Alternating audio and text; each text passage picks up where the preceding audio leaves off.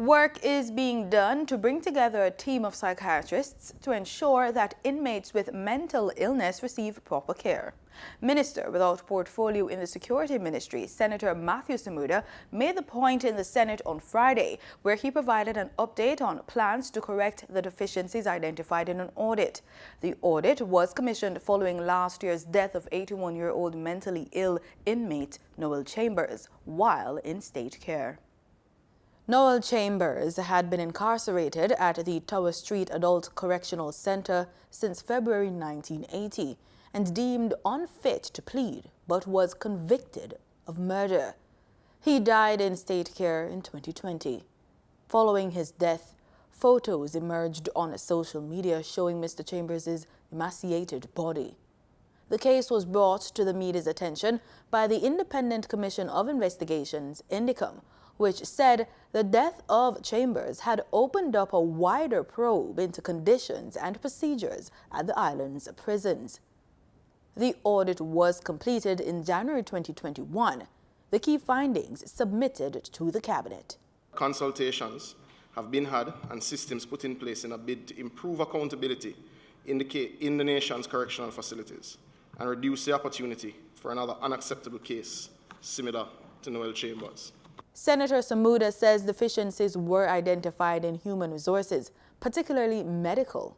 A review was done on an organizational chart prepared by the medical unit to provide a strategic roadmap to address the staffing issue.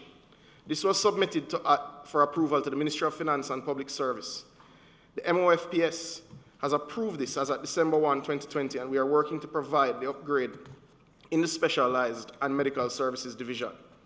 DCS is working on this area with special emphasis on engaging a senior psychiatrist.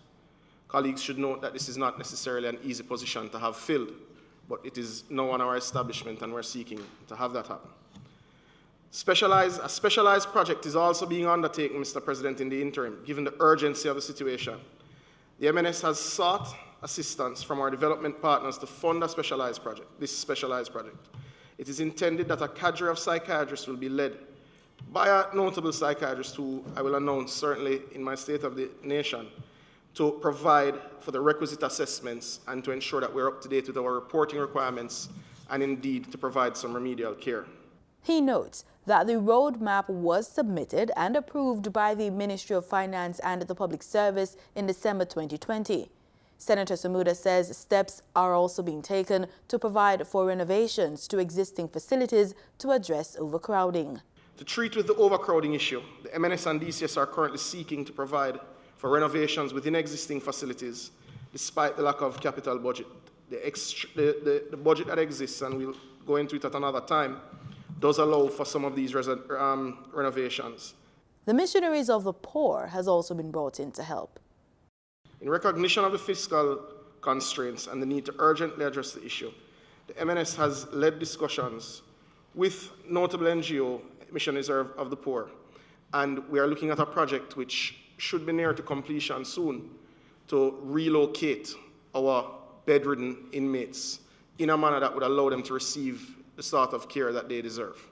Senator Samuda says the move will not solve all the infrastructural problems within correctional facilities.